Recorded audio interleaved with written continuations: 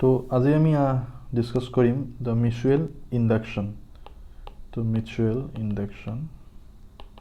So in the last class we have discussed about the self induction. Now we are going to discuss about the mutual induction. Okay, so basically কি হয় তোমার suppose এটা coil আছে ইয়াতে, এটা coil এটা আছে, so you have to connect with a battery এটা connect কৰি দিছে,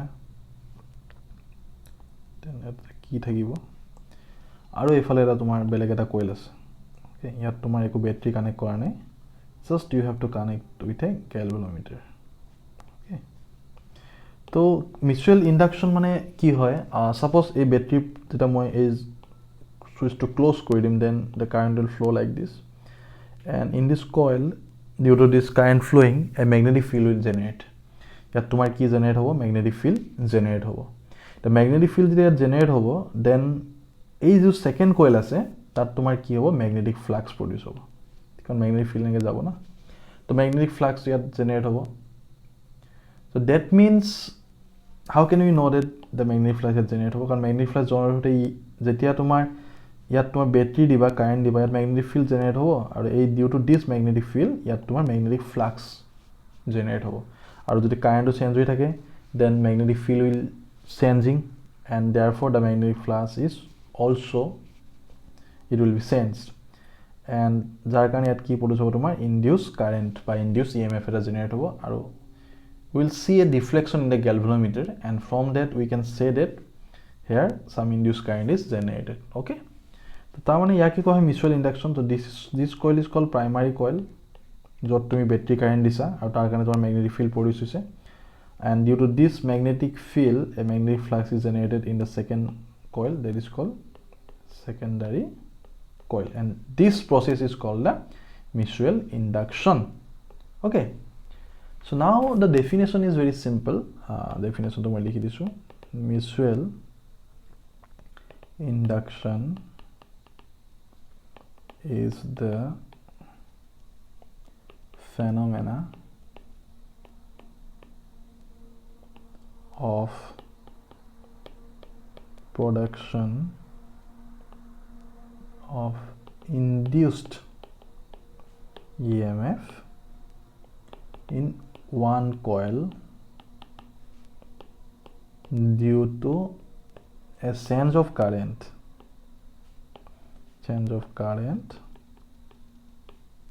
in the neighboring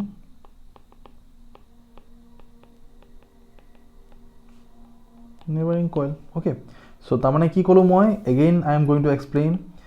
এইটো coilত তোমাৰ battery দিছা, battery connect কৰি দিছা, then here some current will flow through this coil, and therefore the magnetic field is produced. এই magnetic fieldৰ কাৰণে তোমাৰ magnetic flux এটা generate হৈছে, আৰু এই কাৰণে ইয়াত কি produce হ'ব, তোমাৰ induced EMF generate হ'ব, and this process is called the mutual induction. Okay, now let's see what is the coefficient of mutual induction. coefficient of mutual induction to একদম same আছিলে যেটো self induction নিচিনা. তো coefficient of mutual induction,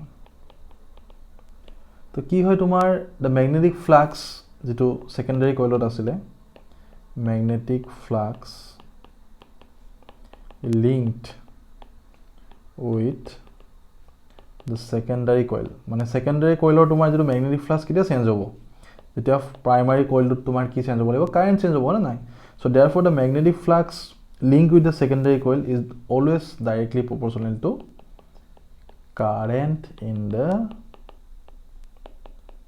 primary coil. Okay, so primary coilত যিমান current change হ'ব সিমান তোমাৰ magnetic flux change হ'ব secondary coilত, ঠিক আছে, so this is directly depends on this. So therefore we can say that this is the phi, suppose the magnetic flux linked with the secondary coil, and the current that is flowing in the primary coil is I. Okay, so phi is proportional to I. Now phi is equal to কি লিখিম, mi লিখিম মই, mi. So always keep in mind one thing, that the magnetic flux which is linked with the secondary coil যেটো magnetic flux থাকিব, সেইটো তোমাৰ primary coilৰ যেটো current হ'ব তাৰ ওপৰত ডিপেন্ড কৰিব directly. তো primary coilত current যিমান যাব সিমান তোমাৰ কি চেঞ্জ হ'ব, magnetic flux চেঞ্জ হ'ব in the secondary coil, কাৰণ primary coilত magnetic field generate হ'ব. So therefore we have written like this, that phi equal to side proportional to I, and now if you write in the equal sign, then I have to give a constant. This is m, and this m is basically called coefficient of self, sorry, not self, this is mutual induction. Mutual induction. Okay, now again যেটো তোমাৰ secondary coil কি পৰিছ হ'ব, induce EMF এটা generate হ'ব না magnetic flux কাৰণে, EMF equal কিমান আছে minus dphi by dt. This is the formula again, we know these things. So now put the value of phi here, value of phi is mi. Okay, now you can see this m is constant, so you can take outside because current is changing. So dA by dy, because current to constant no, because current is changing, so that's why the magnetic flux is changing. Okay, so this EMF can be written as like this. Okay, now we have to define the mutual inductance or coefficient of mutual induction.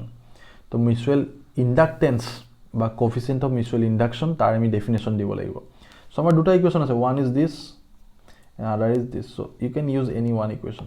Okay, the one to equation 1 যদি মই use কৰো, তাত তুমি চাবা equation 1 ত কি আছে, phi equal to mi আছে. Okay, this implies কি, if I equal to 1 current যদি unit হয়, then phi equal to কিমান হ'ব, m. So ইয়াৰ পৰা মই এটা তোমাক definition দি দিব পাৰো, mutual inductance or coefficient of mutual induction. Same নাম হা, mutual inductance বুলি কোৱা হয় ইয়াক, or coefficient of self induction. Mutual inductance or coefficient of mutual induction, not self induction, sorry, mutual induction. Okay, same definition একে তুমি লিখিব পাৰা. So definition to মই কেনেকৈ লিখিম, suppose if I use the equation 1, then is written as mutual inductance or coefficient of self induction, sorry, mutual induction বুলি কোৱা হয়, of two coils is numerically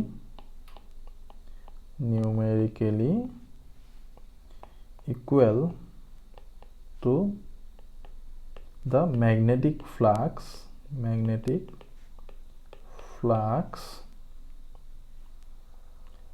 linked with one coil when a unit current, because you can see here ইয়াত মই কি দিছিলো, unit current I equal to 1 হলেহে phi equal to m হ'ব না, so এখানে unit current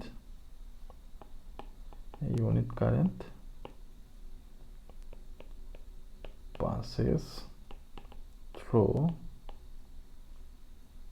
the other coil,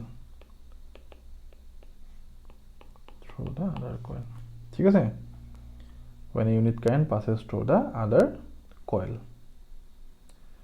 Again you can also use this equation 2 to define the m. So similarly equation 2 পৰা তুমি m or definition to দিব পাৰা. Okay, it's depend upon you, but one definition is sufficient. So that's all about the mutual induction and or coefficient of mutual induction. So now এতিয়া আমি এটা next এটা topic পঢ়িম যিটো বহুত important, আৰু এইটো বহুতবাৰ question আহে, যে এটা হৈছে কি AC যেটো তোমাৰ generator, theory of AC generator, এইটো আহে theory of AC generator. So generator সব তোমাকে নাম শুনিছা, যে তাৰ প্ৰিন্সিপালটো কি আসলে, কেনেকৈ তোমাৰ এইটো মানে কাম কৰে, ঠিক আছে. তো ফাৰ্স্ট অফ অল এটা তোমাৰ প্ৰথমতে কনসেপ্ট এটা আছে কি, এটা আমি এখন ম্যাগনেটিক ফিল্ড, এইফালে ম্যাগনেটিক ফিল্ড গৈ আছে, ম্যাগনেটিক ফিল্ড আছে. Okay, so this is the direction of the magnetic field. আৰু এটা আমি কি লৈছো, এটা কয়েল এটা লৈছো, কয়েল এটা এনেকৈ আছে তোমাৰ এটা coil. Okay, so this is called PQRS. So this is the coil, and coil to the rotate কৰিব, এইটো rotate, this is the axis, this axis of rotation. তো গম পাইছা না কেনেকৈ তোমাৰ rotate কৰি আছে বস্তুটো, তো এইটো axis তাৰ মানে এফালে গৈ আছে, দেখাবলৈ দিগদাৰ হৈছে, but I think you know that what is the axis of rotation. যদি এইটো axis of rotation হয় বস্তুটো এনেকৈ ঘূৰি থাকিব. Okay, and this is the coil. Okay, so now one thing is very important, coil to tomar ki thakibo eta area vector thakibo and magnetic field direction tumi dekha pai ase ephale ase magnetic field direction. Okay, to yat tomar ki koise the axis of rotation that is always perpendicular to the magnetic field. Tomar coil to jitu axis of ghuribo etu tomar ki hobo magnetic field or perpendicular.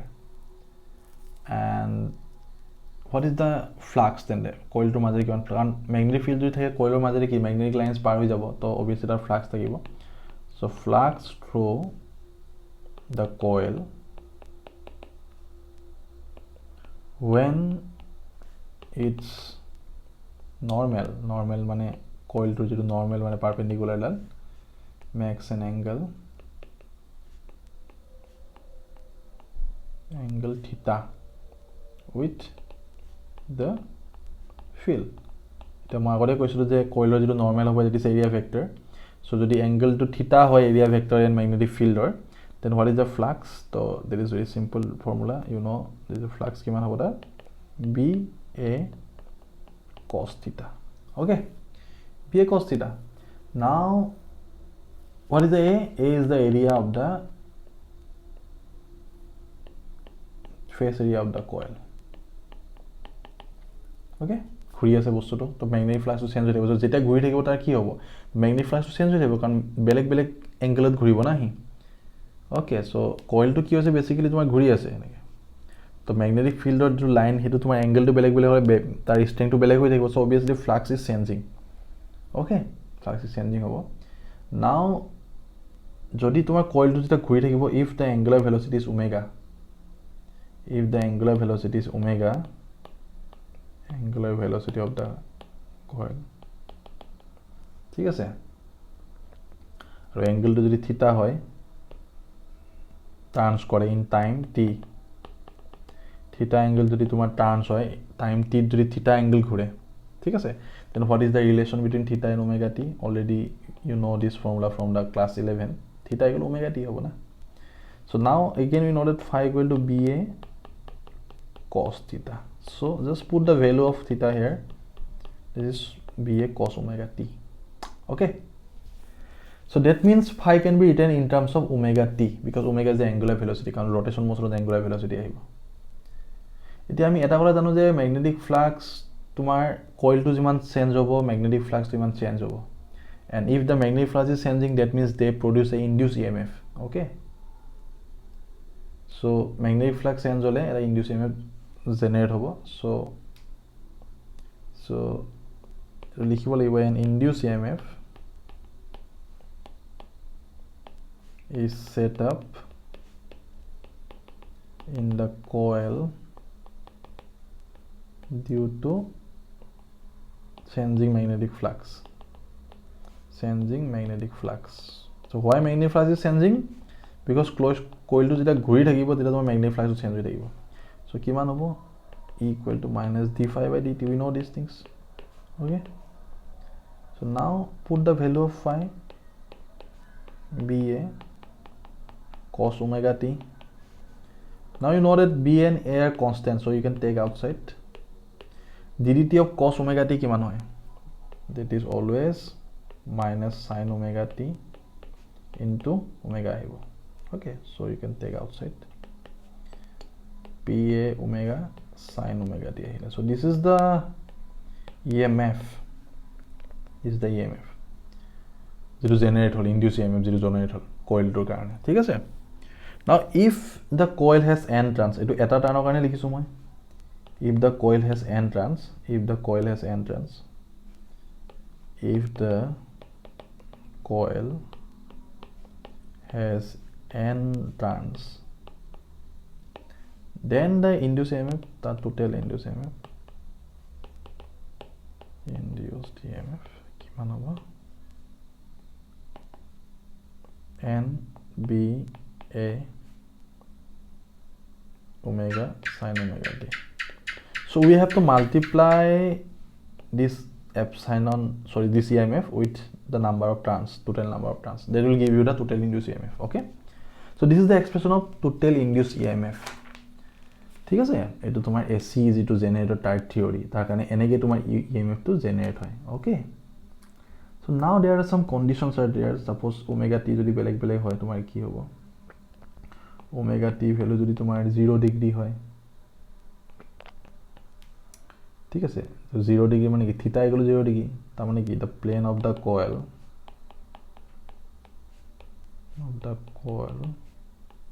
is perpendicular to b vector the plane to যদি coil to যদি plane to b perpendicular থাকে তাৰ মানে area vector আৰু b to কি থাকিব কমপেছনে কথাটো কি তাৰ মানে প্লেন খন যদি এনেকে থাকে তোমাৰ যদি ম্যাগনেটিক ফিল্ড থাকে তাৰ মানে কি প্লেন to কি হৈছে পাৰপেন্ডিকুলাৰ আছে না তো এৰিয়া ভেক্টৰটো কোনফালে থাকিব তাৰ এইফালে থাকিব তাৰ মানে the angle is 0 degree so then what will happen then what is the 0 এটা emf 0 হৈ যাব কাৰণ তুমি চোৱা এইটো ফৰ্মুলা তুমি চোৱা sin 0 মানে কিমান 0 okay so similarly there are some other condition is also there like when omega t equal to pi by 2 মানে 90 degree হ'ব পাৰে okay the plane of the coil is parallel to the field the plane of the coil is parallel to the field plane of the coil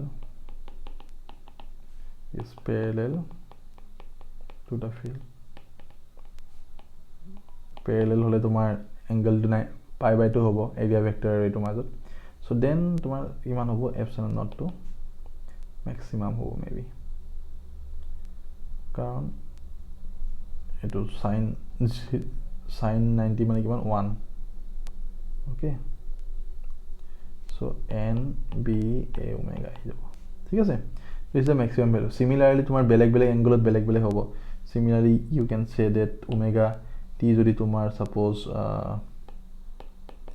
pi হয় তেতিয়া তাৰ value বেলেগ হ'ব okay then again epsilon 0 হ'ব then omega t equal to তোমাৰ এবাৰ 3 pi by 2 লব পাৰা then epsilon to minus তোমাৰ আহি যাব ইয়াত কাৰণ sin 3 pi by 2 minus 1 আহে তো n omega ঠিক আছে এনেকৈ আহি যাব পাৰে তো এইগে বেলেগ বেলেগ ভ্যালু আহিব আকৌ এটা omega t equal to তুমি twice pi লব পাৰা maximum value then epsilon not again 0 ঠিক আছে so that means as the coil continues to rotate in the same sense the same cycle of the sense this repeats again and again so same cycle to তোমাৰ repeat হৈ থাকিব যিমান কৰিব কৰবাত তোমাৰ maximum হ'ব কৰবাত কম হ'ব তো গ্ৰাফটো তোমাৰ কেনেকুৱা হ'ব মই দেখাই আছো তোমাক this graph is important emf to তোমাৰ সেজ আহিব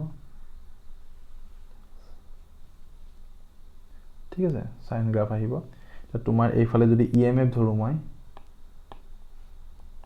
0 not to maximum value হ'ব when this is pi by 2 এটা pi হ'ব তেতিয়া 0 দেখিছা না গ্রাফটো তুমি ভালকে মন কৰা then when 3 pi by 2 this is the -1 twice pi is 0 so this is the graph so you can see at 0 emf is 0 when pi by 2 this is the maximum value আমি পাইছো nba positive value পাইছো pi দাকো 0 হৈ গল 3 pi by 2 তুমি negative পাইছো but maximum negative so তলৰ ফালে আছে and at the twice pi that will again it will give you 0 so this is the graph and that is the theory of the AC generator okay and the principle of generator okay so enage to my induced emf generate hoy so jodi ahe the principle of the AC generator write the principle of the AC generator then you have to write these things okay so thank you